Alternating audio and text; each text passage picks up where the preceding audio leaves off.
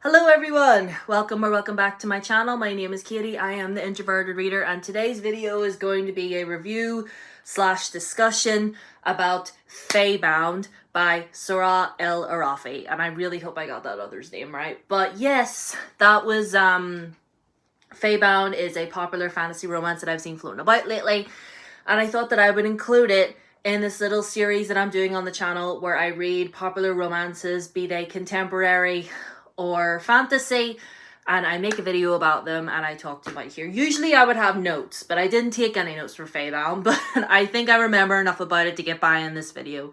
But, you know, we'll see how that goes, shall we? So, Faebound. Well, actually, before we get started, let's hydrate before we do some talking. So, and if you've yet to hydrate today, please do. Anyway, so Faebound is a fantasy romance set in a world where elves, fae, and humans used to coexist together. All these different gods created all of them, and then over time, the humans are completely gone, and the fae, as everybody knows it, have been wiped out as well, so it's really just the elves. And our main characters are two elves, two sisters, Karen and Litel. Is that how I pronounce her name? Litel or Letel? Let me know how it's meant to be pronounced. But anyway, it's the two of them. And we follow Karen at the beginning. And she is a part of the elven army. And she has just been given a promotion. And then at the very beginning of the book, she's out and about with her soldiers. And she ends up doing something that costs the lives of hundreds of elves. It's really, really bad. And the chieftain of her tribe, who is also her lover, knows that she could have Karen killed. But she could have Karen killed, and she should have Karen killed, because a lot of people think that she should be, you know, exiled for or executed for what she did. But instead, the chieftain banishes Karen out of the... She puts her into exile, essentially, and they toss her into this forest. And Litel, her sister, is appalled by this and follows her sister. And along with Litel comes Ryan. I believe that's how I pronounce his name. I was just saying Ryan in my head, but it's spelled R-A-Y-A-N, but whatever. He follows Litel into this forest to get Karen. Now, as well, that's sort of the...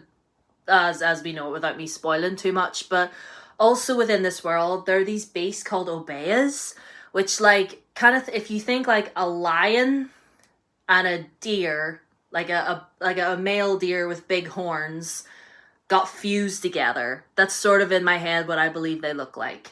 And these animals are extremely rare.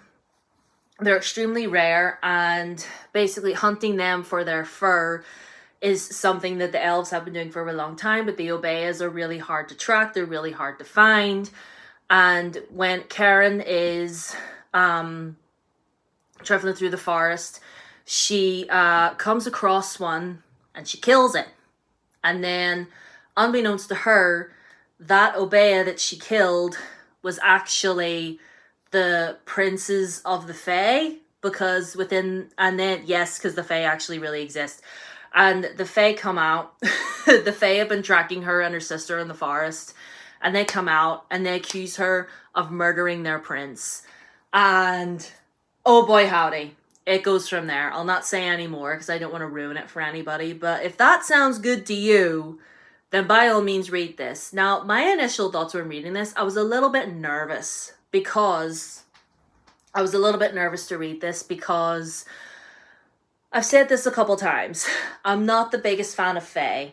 And I'll tell you why. A couple of years ago, maybe like, I don't know, when did The Cruel Prince come out?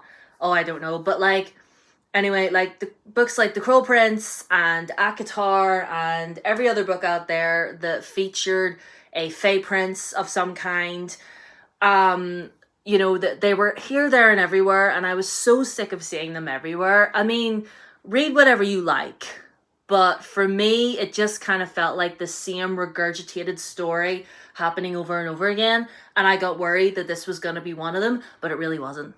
It really wasn't. Like, I'm fully sitting here prepared to eat my words. Because, first of all, this one is queer. First of all, which gives it 10,000 more points than any other Fae book that I've ever read, ever. And there's really, really great queer representation in this. I thought it's done really well. There's also non-binary characters in there. And I think the way the author made the fact that the Fae, obviously more than one gender with the non-binary characters, and also them being as sexually free as they want. And, I was, and that just felt accurate. Do you know what I mean? That just felt accurate. That felt like, yeah, the Fae definitely seemed like a love the person you're with kind of people, no matter who that is. And I was just like, yeah, this feels right.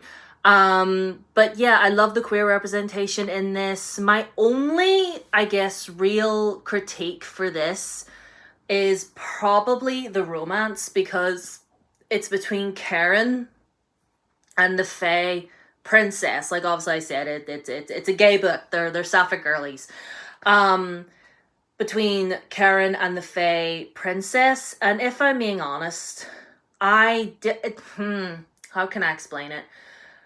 What kind of irked me was I didn't feel like we got to know the Fae princess well enough for me to fully invest in it, because whenever we first meet, compared to when we first meet her, she despises Karen, because the Fae and the elves do not get along for very obvious reasons. And, she's irking for Karen to be killed, but then because of things that happen in the book, which I'm not going to give away, because I don't want to spoil it for anybody. They end up having to work together, sort of thing, sort of forced proximity. But, like, she's not really around very much. And whenever it got later on in the book, when they were basically declaring their love for each other, I was just like, I don't believe in this. I don't, this was all going so well. It was that close, that bit off of a 5-star. Like, if we had developed that a little bit more, if we'd done a little bit, them actually bonding and them actually spending time together, I probably would have believed it a little bit more. So there's that. And as well, Ladle. I'm going to say Ladle because that just feels right. There's children screaming outside my house. Anyway, but yeah, Ladle, who is Karen's younger sister, she is meant to be 28 years old. But why, whenever I was reading from her perspective, did she feel like she read younger? Do you know what I mean? Like, she's meant to be 28, but the way she got on made me feel like she was like, I don't know, like a teenager almost, or someone who wasn't in their 20s yet. Do you know what I mean? Like, if you told me when I read this book that she was 10 years younger, that she was 18, I would have believed it from the way she was getting on, because she was quite unbearable sometimes. And listen, if you've read it, I understand the circumstances that they're in. Believe me, I read the whole thing. I'm like, listen, I understand why you're on edge right now. But, that still went, even as we were, reading on, and I don't know, there was just something about her I didn't really like. Karen kind of rubbed me the wrong way as well. Like, I think maybe the plot for me in this one, the plot is like up here, but the characters are kind of like down here, like development wise. And I don't know, the way they were getting on just like, kind of annoyed me a little bit. But I mean, that's neither here nor there. That is just my humble opinion. If they're your favorite characters ever, then by all means.